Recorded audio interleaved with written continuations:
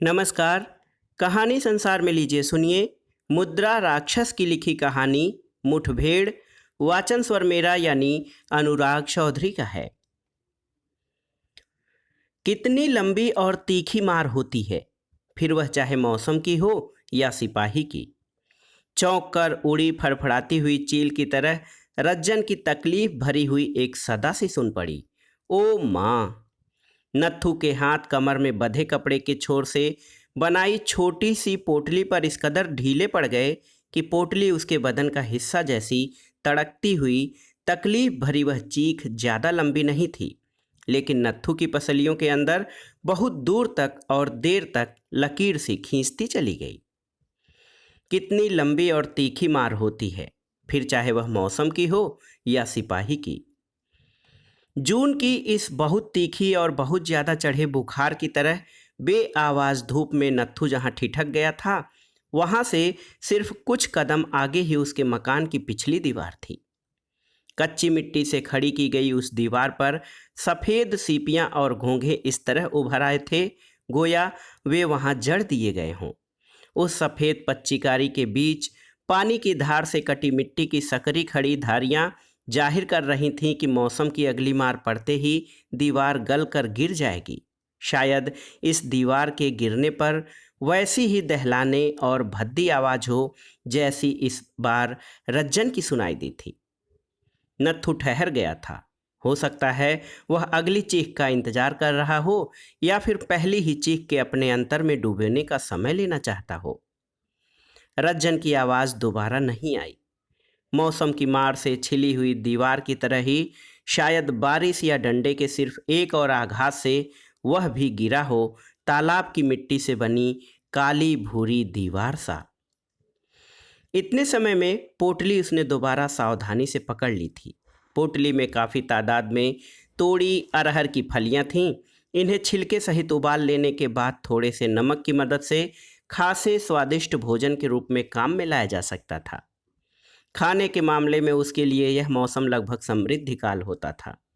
हर किसी के लिए यह जानना आसान नहीं होता कि दुनिया का सबसे उम्दा खाना क्या होता है, लेकिन नत्थू को यह जरूर मालूम था कि मिट्टी और सड़े पत्तों के बीच टपकने वाले महुए के रस भरे हुए सफ़ेद फूलों या फलों के बाद सबसे जायकेदार खाना अरहर की उबली हुई फलियां होती थीं।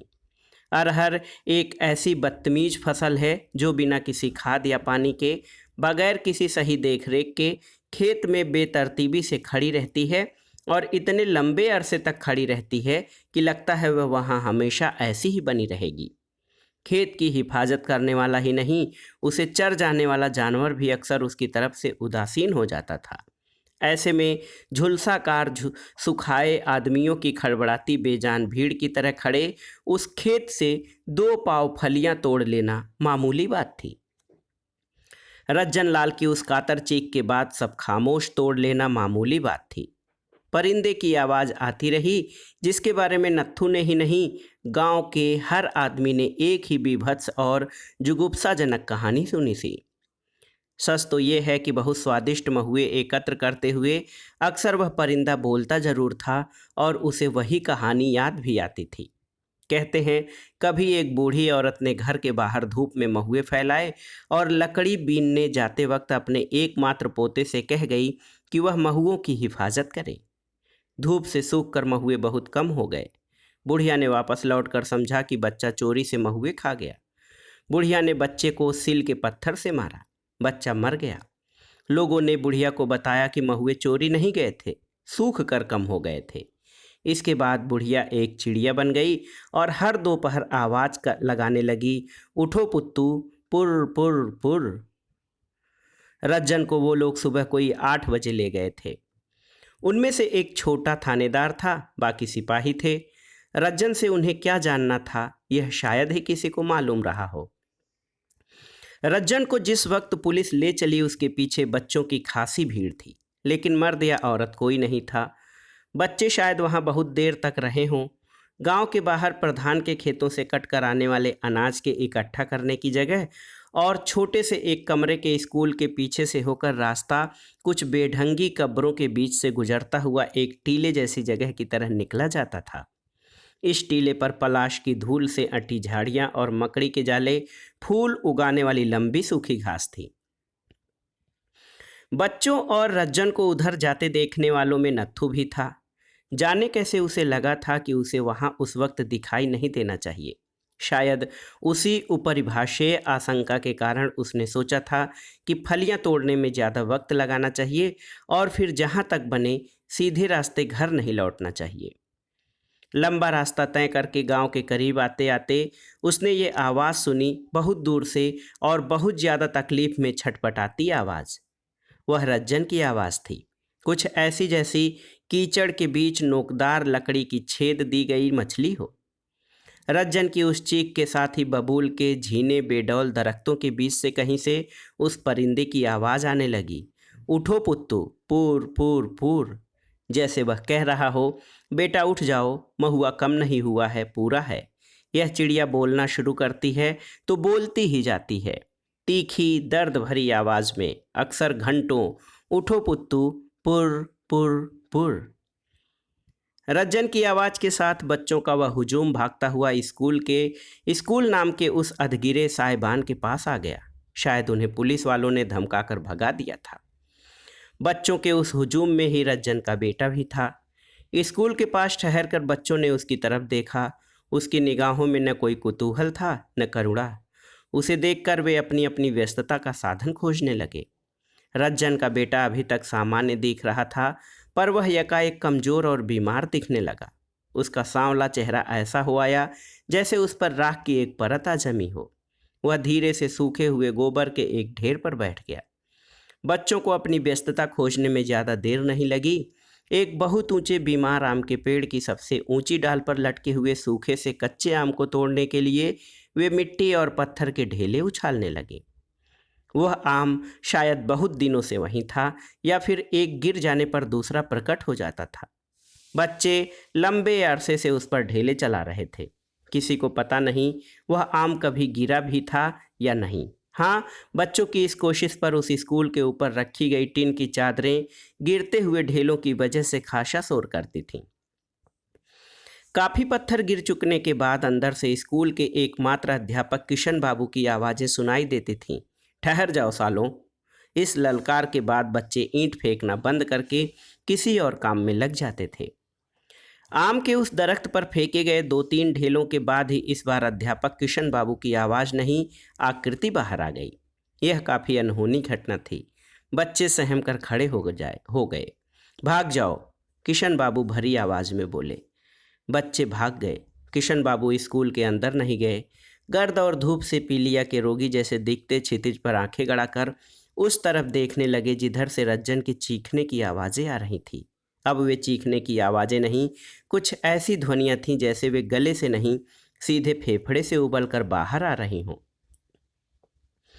स्कूल के आसपास एकदम सन्नाटा था। वह स्कूल था, इस बात पर शायद ही कोई विश्वास कर सके। कच्चे फर्श और टीन की छत वाले उस लंबोतरे कमरे में दूसरे से चौथे दर्जे तक की कक्षाएं एक साथ लगती थीं। कमरे के 3 कोनों में और चौथे कोने में एक मेज के सहारे किशन बाबू बैठते थे। वे स्कूल के अध्यापक भी थे और पोस्ट मास्टर भी। कुछ गालियां के साथ बच्चों को लगातार लिखते रहने का कोई काम देने के बाद वे सो जाते थे। कभी कभी खींच के साथ एक पोस्ट कार्ड देने या खत लिखने के लिए उन्हें जागना होता था। जागने पर किशन बाबू बहुत जोर से खींचते थे, लेकिन बहुत थोड़े समय के लिए। जगाने वाला उनकी खींच से परेशान होने के बजाय हंसता था। वे अजीब चरित्र थे। उनकी चरित्रगत विशिष्टता ही थी कि वे या तो सिर्फ अध्यापक के रूप में जाने जाते थे या डाकखाना के नाम से। पोस्ट मास्टर शब्द वैसे भी सहज नहीं था, पर उनके स्वभाव के कारण लोगों को उन्हें डाकखाना कहना अच्छा लगता था। इसकी वजह थी खासी मसखरी वजह। गांव वालों का विश्वास था कि खत ही नहीं, तार से भी ज़्यादा जल्दी पहुंचती हैं वे बातें जो कि किशन बाबू को बता दी जाती हैं। इसलिए वे डाक बाबू नहीं, डाकखाना माने जाते थे। लेकिन इसमें कसूर किशन बाबू का नहीं था। वे जिंदगी में शायद ही कभी किसी ऐसी जगह गए होंगे जहां कोई मनोरंजन कर सकता हो। मन लगाने के लिए उम्र बढ़ने के साथ साथ उन्होंने वह तरीका खोज लिया था जिसे भद्दी भाषा में अक्सर लोग चुगली खाना कह लेते हैं। उस छोटे से गांव में यह एकमात्र सबसे सुलभ और लोकप्रिय मनोरंजन था। इस मनोरंजन की खूबी यह थी कि यह अक्सर कई रोज निरंजन मन बहला सकता था। पड़ोस के गांव में नौटंकी होती थी, उससे आगे एक कस्बा पड़ता था जिसमें एक अदद सिनेमा था, मगर ये दोनों ही बहुत सीमित मनोरंजन थे। अक्सर सिनेमा या नौटंकी देखने वाले को बाद में मनोविनोद जारी रखने के लिए खासे झूठ बोलने होते थे, जो कभी कभी पकड़े भी जाते थे। मसलन एक बार पंडित राधेश्याम ने एक सिनेमा देखा और वापस लौटकर बताया, बड़ी गंदी तस्वीर है, उसमें खुलेआम औरत मर्द गड़बड़ करते हैं। खुलेआम गड़बड़ करते हैं। पड़ोसियों में अचानक उत्सुकता जाग पड़ी। अरे बड़े गंदे होते हैं, ये मत पूछो। पंडित ने थूका भी। मगर होता क्या है? उत्सुक पड़ोसियों ने सहसा कल्पनाएं करनी शुरू की दी। अरे क्या नहीं होता, पूछो। रंडियां होती हैं, कुछ भी कर सकती हैं। मतलब कपड़े वपड़े सब उतार कर। लो इस लल्लू की सुनो। सबने विश्वास कर लिया कि पर्दे पर पंडित राधेश्याम वह कुछ देख कर आए हैं जो दुर्लभ होता है, और वह भी इतने सुंदर सजे धजे लोगों के बीच हुआ। एक दूसरे को बगैर बताए एकाएक कई लोग अगले दिन गांव से गायब हुए, और जब वापस लौटे तब पंडित राधेश्याम को उससे भी ज़्यादा गंदी गालियां दे रहे थे, क्योंकि पर्दे पर उन्होंने जो देखा था उसमें बिस्तर पर जाने से पहले नायक और नायिका कपड़े उतारते जरूर दिखे, लेकिन सिर्फ कपड़े ही। नायक नायिका नहीं दिखे। उनके उतारे कपड़ों का ढेर बन गया तो गांव वालों ने उत्सुकता से सांस रोक ली। वे समझे कि अब बिस्तर पर दोनों दिखाई देंगे, लेकिन पर्दे पर तुरंत अंधेरा हो गया, और जब उजाला हुआ तो लोग नायिका के बाप से शिकायत करने जाते दिखे। ऐसे माहौल में बेहतरीन मनोरंजन किशन बाबू दे सकते थे। अरे भाई सुना? नहीं सुना? छोड़ो, तब भी तुम्हें बताने से क्या फायदा। किशन बाबू के इस संवाद को सुनने वाला उत्सुक से ज़्यादा शर्मिंदा होता था, क्योंकि किशन बाबू तुरंत यह भी कह देते थे, सारा गांव जानता है, तुम ही कैसे अनजान बने हो, मुझे तो स्कूल को देर हो रही है। यह संवाद बोलने के बाद किशन बाबू स्कूल की तरफ चल भी पड़ते थे। ऐसी हालत में वह वाक्य सुनने वाला इस आशंका से लगभग बौखला जाता था कि किसी बेहद रोचक प्रसंग की हिस्सेदारी से वह वंचित रह जाएगा। तब वह यकायक प्रार्थी हो जाता था, बल्कि चापलूस। कुतूहल से चिकनाई आंखों से इधर उधर ताकता हुआ किशन बाबू से सट जाता था। कसम से डाक खाना बाबू, इधर हम ऐसे फंस रहे हैं कि पूछो मत। तो फिर फंसे रहो बच्चों, मैं तो प्रपंच में पढ़ता नहीं, सारा गांव जानता है नंदू की घरवाली का किस्सा। इसके बाद किशन बाबू वहाँ ठहरते नहीं थे। धीरे धीरे अगले दिन तक गांव का हर मर्द मोटा छोटा किशन बाबू बन जाता था। वह यह सिद्ध करना चाहता था कि नंदू की घरवाली के कांड का प्रथम उद्घाटन करता वही है। यह सिद्ध करने में वह किस्से को अपनी कल्पना के पूरे कौशल से गढ़ने की कोशिश करता था। इस किस्से को सुनने वाला इसे अपना मौलिक उद्घाटन मनवाने के लिए अगले आदमी को अपनी तरफ से खासा नमक मिर्च लगाकर सुनाता था। इस तरह वह किस्सा जो भी रहा हो, कई रोज तक तरह तरह के रूप लेता हुआ लगभग समूचे गांव का मनोरंजन बना रहता था। इस मनोरंजन में लोगों का मन रमाने की खासी ही शक्ति थी, लेकिन यही गांव की गड़बड़ी की जड़ भी था। गड़बड़ी कहीं राधे की साली की हो, नाम रघुनंदन की बहू का चल पड़ता था, और इस तरह जो झगड़ा उठ खड़ा होता था वो अक्सर और ज़्यादातर रोचक होता था। मनोरंजन का चक्र पूरा होते होते मालूम होता था कि रघुनंदन ने मनसा को पीट दिया, और मनसा नंदू को गाली दे आया, या नंदू ने राधे पर ईंट फेंक मारी। यह झगड़ा जल्दी शांत नहीं होता था, क्योंकि झगड़ा ठंडा जल्दी पड़ जाए तो उसमें भी मनोरंजन का भाव ही व्याघात होता था। जब नंदू राधे को ईंट मारता था तो राधे गोपाल की चाची का भेद खोल देता था, और रघुनंदन से पिटने वाला मनसा टिंगू के घर का पर्दा उघाड़ देता था। इस तरह जितनी देर से झगड़े चलते थे, मनोरंजन रस के परिपाक की संभावनाएं बढ़ती ही जाती थीं। इसलिए लोग एक तरफ से तो दो आदमियों को समझा बुझाकर चुप कर देते थे, पर कोई ऐसा सूत्र भी छोड़ देते थे जिससे अगले चार के बीच शाम तक दोबारा फसाद खड़ा हो जाए। उस गांव में बेहद लापरवाही लेकिन रुचि के साथ खेले जा रहे इस खेल में कुछ ऐसी रहस्यजनक शक्ति भी थी कि लगता था यह खेल खुद गांव को खेल रहा है। डोरी से बंधी उस गरारी की तरह जो धागे से खुलती हुई कितनी तेजी से नीचे उतरती है, उतनी ही फुर्ती से धागे को लपेटती हुई दोबारा ऊपर चढ़ जाती है। गांव का दिन अपनी तमाम बदहाली के बावजूद उतना बुरा नहीं होता, बल्कि उसमें कुछ ऐसा होता है जो आदमी को अपनी तरफ खींचता है, अपने से जोड़ता है, चाहे वह तालाब में सड़ने के इंतजार में छोड़े सन के पौधों का गट्ठर हो या पानी मांगता हुआ तंबाकू का पौधा। लेकिन रात वैसी नहीं होती। गांव की रात में एक अनाम दहशत होती है। अंधेरे के साथ खौफ शक्त रोएं आदमी से ऐसे सटने लगते हैं जैसे कोई आदमखोर सूंघने की कोशिश कर रहा हो। ऐसे में आदमी या तो आग के इर्द गिर्द आदिम कबीले की तरह वक्त गुजारता है या मिट्टी के घरों की गुफाओं में सिमट जाता है। गांव के दिन और रात का यही फर्क इस मनोरंजन खेल के दो पहलुओं के बीच भी था। एक पहलू लोगों की रुचि का और दूसरा उससे उपजने वाली सामाजिक उलझन का। बड़े अनजाने और अनचाहे ही इस दूसरे पहलू की गांठें बढ़ती गई थीं। कभी कभी वे गांठें इतनी सख्त हो जाती थीं कि किसी असाध्य रसौली की तरह बिना कुछ जाने लिए मानती नहीं थीं। इस गांव नौबन में पिछले कुछ अरसे से ऐसी ही कुछ रसौलियों ने जबरदस्त दर्द और तनाव पैदा कर दिया था। रिश्तों की ये रसौलियां कब मारक हो उठीं ये कोई नहीं जानता, पर पिछले साल जबरदस्त सर्दियों से लिपटी नन्हे की लाश के साथ खासी गड़बड़ी शुरू हो गई। और उन रसौलियों की सड़न रज्जन और नत्थू से कैसे जुड़ गई, इसका भविष्य भी उतना ही अतार्किक है जितना नन्हे की लाश से पैदा हुई गड़बड़ी का। ऐसा किसी ने कहा कि नन्हे मारा गया है और उसके मारे जाने के पीछे होरीलाल की छोटी बहन का कोई किस्सा है। होरीलाल ने कुछ नहीं कहा, पर उसके छोटे भाई ने संतू को लाठियों से इसलिए बुरी तरह पीट डाला कि उसका ख्याल था यह बात संतू ने ही उड़ाई है। संतू को दोबारा होश नहीं आया। उसे चूंकि रात के अंधेरे में होरीलाल के भाई ने अकेले घेर कर मारा था, इसलिए हमलावर या हमलावरों का पता नहीं चला। लेकिन एक बात बहुत तेजी से फैली या फैलाई गई कि किसी ने कहा संतू डकैत था।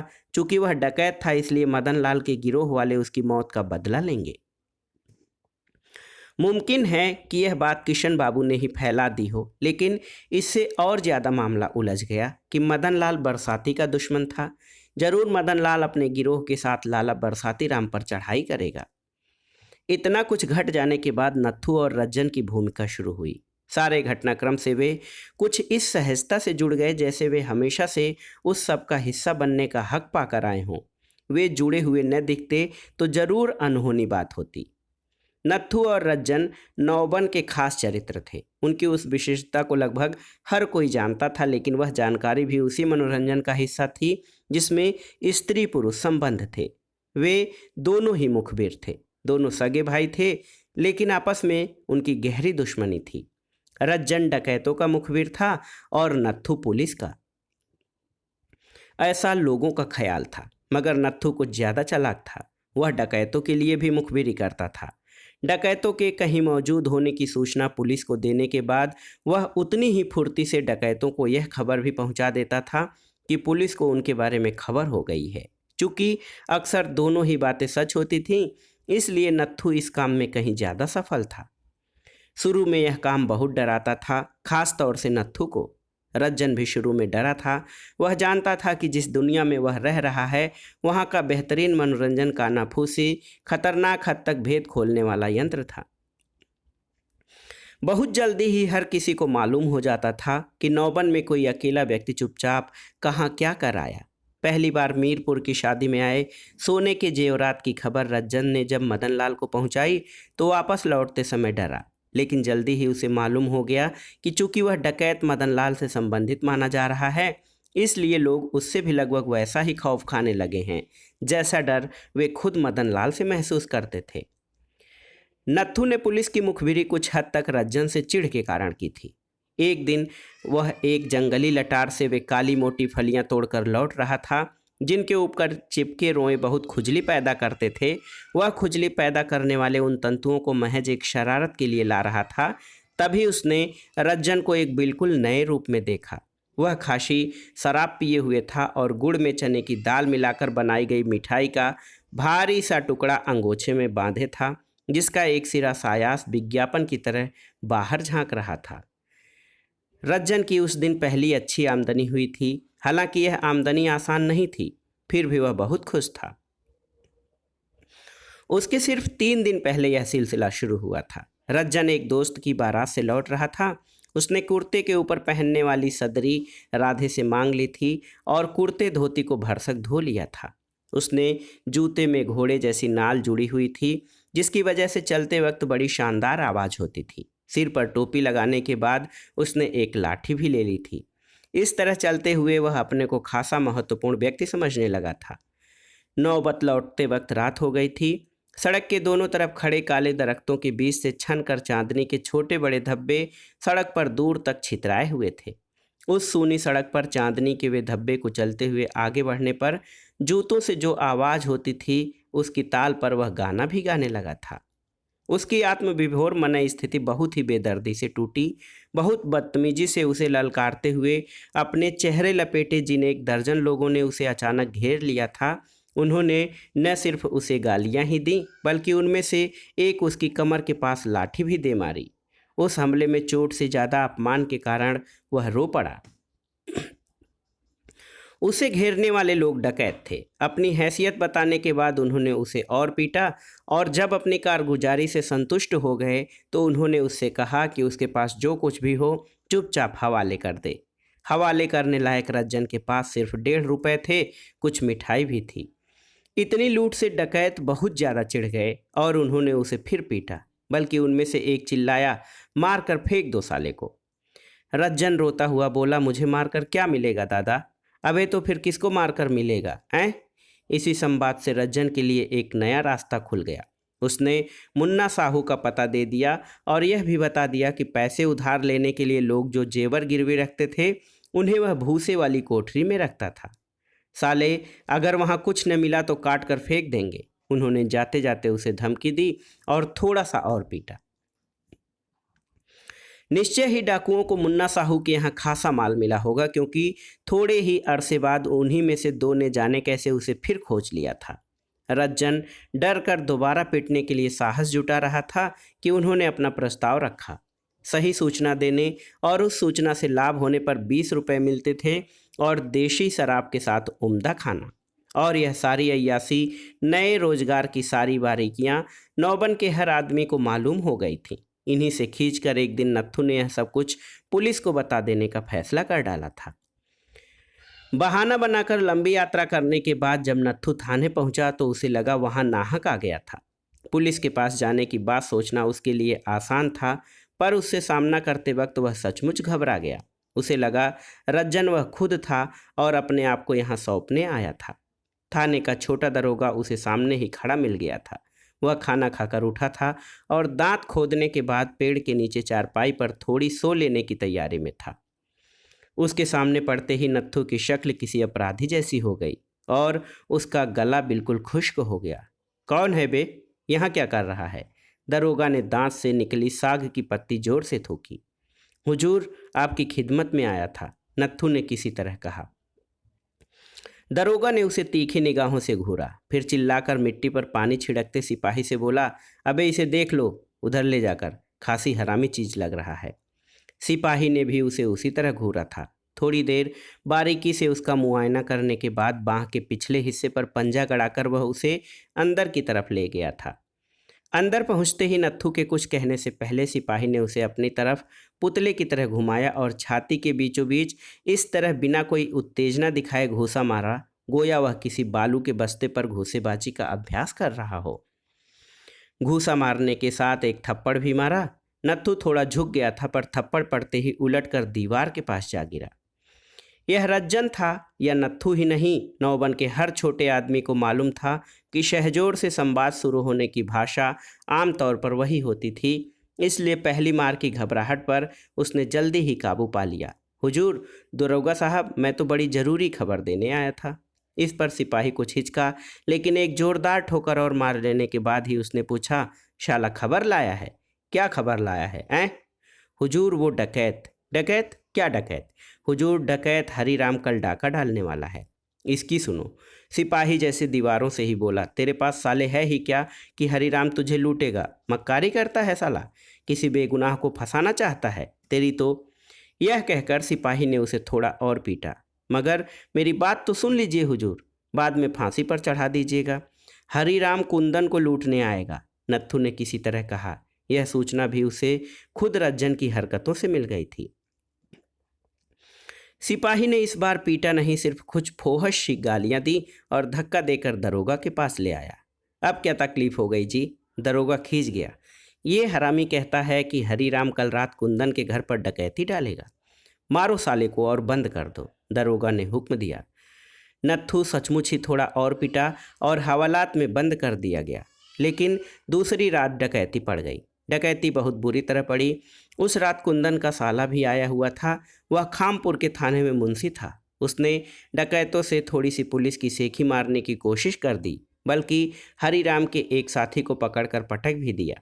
इसके बाद हरीराम फिल्मों वाला डकैत बन गया। उसने बुरी तरह लूटा भी और चलते चलते कतार से खड़ा करके 4 के 4 मर्दों को गोली भी मार दी। मारने वालों में वह मुंशी भी थी। थाने पर यह खबर पहुंचते ही नत्थू छोड़ दिया गया। अब वह पुलिस का विश्वसनीय सूत्र बन चुका था। मारे जाने वालों में चूंकि एक पुलिस का मुंशी खुद था, इसलिए जल्दी ही पुलिस ने दोबारा नत्थू को खोज लिया। यहाँ से इस खेल ने ऐसा मोड़ ले लिया जो कहीं रज्जन और नत्थू दोनों की जिंदगी से जुड़ता था। हालांकि इस काम में आमदनी बहुत अच्छी न थी, लेकिन कुछ काम तो चल ही जाता था। सबसे बड़ी बात यह थी कि एक खास किस्म की व्यस्तता का एहसास। मुखबिरी के इस धंधे की शुरुआत जहां नत्थू और रज्जन की आपसी दुश्मनी से हुई, वहां इसमें विकास की प्रक्रिया दोनों को धीरे धीरे एक दूसरे के इस तरह करीब लाने लगी कि वे काफ़ी हद तक एक दूसरे के पूरक या सहयोगी हो गए। नत्थू की पुलिस तक पहुंचाई जाने वाली सूचनाएं अक्सर रज्जन से ही मिलने लगी, क्योंकि पुलिस कार्रवाई के बारे में डकैतों तक पहुंचाने वाली खबरें रज्जन नत्थू से लेने लगा। यह भी मज़े की बात थी कि इस बेहद मशीनी अंदाज में होने वाली मुखबिरी से मुखबिर तो खुश थे ही, पुलिस और डकैत भी प्रसन्न थे। दरअसल इन मुखबिरों के कारण दोनों की आसानियां बढ़ गई थीं। पुलिस या डाकुओं में से दोनों को पता लग जाता था कि कौन कहाँ कब और क्या करेगा। डकैत आते थे और इत्मीनान से लूट कर चले जाते थे। फिर पुलिस आती थी। वह उन अड्डों पर छापा मारती थी जहाँ से डकैत पहले ही भाग चुके होते थे। पुलिस शराब की खाली बोतलें और अधजली सिगरेटें सील करके लौट आती थी। अभियान दोनों में से किसी के असफल नहीं होते थे। मगर इस बीच एक भारी गड़बड़ी हो गई। एक मंत्री का भाई अपने परिवार के साथ मोटर पर रात के वक्त शिकार से लौट रहा था। मोटर रोककर डाकुओं ने उसे मार दिया और जो मिला वह लूट ले गए। यह मामला बहुत गंभीर था और पुलिस और डाकुओं को ही नहीं, नत्थू और रज्जन को भी पता लग गया कि यह मामला आसान नहीं है। नत्थू पोटली में बधी अरहर की फलियां बीबी को सौंप देना चाहता था और अगली किसी कार्रवाई से पहले ही गांव से बाहर कहीं गायब हो जाना चाहता था। उसने गांव के मकान के पीछे वाले दरवाजे पर हाथ रखना ही चाहा कि उसे लगा अंदर कोई है। क्या अंदर पुलिस वाले हैं? थोड़ी देर अपने आप को संयत करके उसने दरवाजे की संद से अंदर झांकने का फैसला किया। यह काम आसान था। उसे मालूम था कि पिछला दरवाज़ा बेहद आवाज़ करेगा। जरा से छूते ही आवाज़ें उसे साफ सुनाई दे रही थीं। वे कुछ अजीब तरह की थीं। आखिर उसने बहुत सावधानी से दरवाजे की दरार के अंदर की ओर झाँका। वर्दियाँ तो वही थी, निश्चय ही वही जो पुलिस वाले पहनते हैं, लेकिन मदन लाल को पहचानने में उसे भूल नहीं हुई। अजब बात थी कि वर्दियाँ दोनों की एक ही होती थीं, फिर मुखबिरी इतनी अलग क्यों थी? उसे ज़्यादा सोचने का वक्त नहीं मिला, क्योंकि थोड़ा सा किनारे पड़ी चारपाई पर जो कुछ हो रहा था वह देखकर नत्थू यकाएक सूख कर बदरंग हो गया। फर्श पर मदन लाल अपने कुछ साथियों के साथ बैठा हुआ मुंह भर भर कर कुछ खा रहा था और चारपाई पर बिना किसी कपड़े के उसकी बीबी इस तरह चित्त लेटी थी जैसे बरसात के मौसम में मनाए जाने वाले त्यौहार में चौराहे पर डालकर छड़ियों से पीटी फटी गुड़िया। वह दरवाजे से हट गया। अंदर की आवाज़ें बहुत जोर से उसके दिमाग में बज रही थीं। झुककर उसने चुपचाप वे फलियां वहीं धूप में रख दी और लौट गया चला। इस बार खेल नहीं सच, वे लोग वहाँ हैं और अभी रहेंगे। मदन लाल का पूरा गिरोह। भले ही पुलिस आए और उसकी बीवी को उस बेहुदा हालत में देखकर मज़े भी ले, पर पुलिस को आना होगा। कतराने के बजाय वह सीधे टीले की तरफ चल पड़ा। रज्जन के चीखने की आवाज़ फिर आने लगी थी, लेकिन उसी के साथ किशन बाबू ने बच्चों को महात्मा गांधी वाला पाठ जोर जोर से पढ़ाना शुरू कर दिया था। आज बहुत दिन बाद वे इस तरह पढ़ा रहे थे, शायद रज्जन की चीखों की तरफ से ध्यान हटाने के लिए। बुखार की तरह जमीन और आसमान को कपाती गर्मी में जब नत्थू टीले के दूसरी ओर उतरा तो पलकों पर बैठा गई लू के धुधलके में उसने रज्जन को बाद में देखा। पुलिस ने उसे पहले देखा। रज्जन बिना किसी कपड़े के धूप में जमीन पर लेटा था या लौट रहा था और एक सिपाही लाठी का सिरा उसकी जांघों के बीच रह रहकर कोंच रहा था, जैसे पानी की तली नाप रहा था। नत्थू पर नजर पड़ते ही वहां सब थम गया। नत्थू कुछ और तेज कदम बढ़ाकर उन लोगों तक गया और निगाह मिलाए बगैर सीधे से एक सिपाही के कान में बोला, मदन लाल पूरे गिरोह के साथ मेरे घर में छुपा है, जल्दी करिए हुजूर। ये हरामी क्यों आया? दरोगा ने दूर से ही पूछा। सिपाही ने फुर्ती से पास जाकर दरोगा को वह बात बताई। दरोगा थोड़ी देर इस तरह गुमसुम हो गया जैसे वह किसी बहुत जटिल अभियान की तैयारी करने में लगा हो। फिर सहसा उठ पड़ा। उसने चिल्लाकर जीप वाले को पुकारा और सिपाहियों से बोला, इस मुलजिम को जीप में डालो और इसे भी बैठा लो, जल्दी करो। उसने नत्थू की तरफ इशारा किया। नत्थू को और किसी वक्त यह ठीक नहीं लगता, पर अभी जो कुछ उसने देखा था उसके बाद खुद पुलिस की जीप में बैठकर निहत्थे ही सही गिरोह तक जाने में संकोच नहीं रह गया था। वह खुद ही जीप के पिछले भाग में बैठ गया। रज्जन को सीटों के बीच डालकर सिपाही बहुत फुर्ती से जीप में आ बैठा। दरोगा के बैठते ही जीप रवाना हो गई। चक्कर ले लो, उधर बबूल के जंगल की तरफ से निकलो।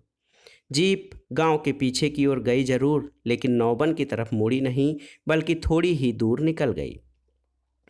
नत्थू ने इस बात पर ध्यान दिया, पर उसने सोचा कि शायद पुलिस अपने ढंग से डाकुओं को घेरने की कोशिश कर रही है। तभी दरोगा बोला, रोको। जीप रुक गई। उसने रज्जन की पसली जूते की नोक चुभाकर कहा, इसे कहो उतरे, न उतरे तो नीचे फेंक दो। इस तरह का आदमी शायद ज़्यादा ही मजबूत हो जाता होगा, क्योंकि सिपाहियों की थोड़ी सी कोशिश से रज्जन न सिर्फ नीचे आ गया, बल्कि लड़खड़ाता हुआ खड़ा भी हो गया। तू भी नीचे उतर, दरोगा ने नत्थू को डांटा। डांट से थोड़ा शर्मिंदा होकर नत्थू भी नीचे उतर आया। उसके नीचे उतरते ही दरोगा चीखा, भाग, फौरन भाग। नत्थू समझ नहीं पाया, अबे तुम लोग भागते हो या नहीं, लगाऊं मार? दरोगा फिर चीखा। नत्थू पहले तो पीछे हटा, फिर बहुत धीमी चाल में भागने लगा। अब चूंकि उसकी पीठ जीप की तरफ थी, इसलिए वह कुछ देख नहीं सका। सिर्फ उसे रज्जन की ऐसी कातर आवाज़ सुन पड़ी जैसे वह भीख मांग रहा हो, और उसे देखने के लिए सिर घुमाने से पहले ही उसने कान फाड़ देने वाली गोली की आवाज़ सुनी। वह पीछे मुड़कर देखना चाहता था, पर तभी उसे जैसे किसी ने पीछे से भयानक धक्का दिया और सामने सीने के पास मांस का लोथड़ा सा लटक आया। वह डगमगाया और नीचे गिर गया। परिंदे उड़कर जबरदस्त शोर करने लगे। गिरने के बाद जाने क्या हुआ कि उसका दर्द बिल्कुल खामोश हो गया। जीप पीछे हटी और वापस चली गई। दोनों लाशें वहीं पड़ी रहीं। जाने कब पुलिस वाले उनके पास एक जंग लगा तमंचा फेंक गए थे। परिंदे थोड़ी देर में फिर शांत हो गए, पर उस उदास पक्षी की तरह आवाज़ उसी तरह सुनाई देती रही, उठो पुत्तू, पुर पुर पुर। तो दोस्तों, ये थी हिंदी के प्रसिद्ध लेखक और कथाकार मुद्रा राक्षस की कहानी मुठभेड़। कहानी आपको कैसी लगी हमें कमेंट बॉक्स में ज़रूर बताइएगा। कहानी संसार चैनल को लाइक करें, शेयर करें और इसे सब्सक्राइब करें। सुनने के लिए धन्यवाद दोस्तों, नमस्कार।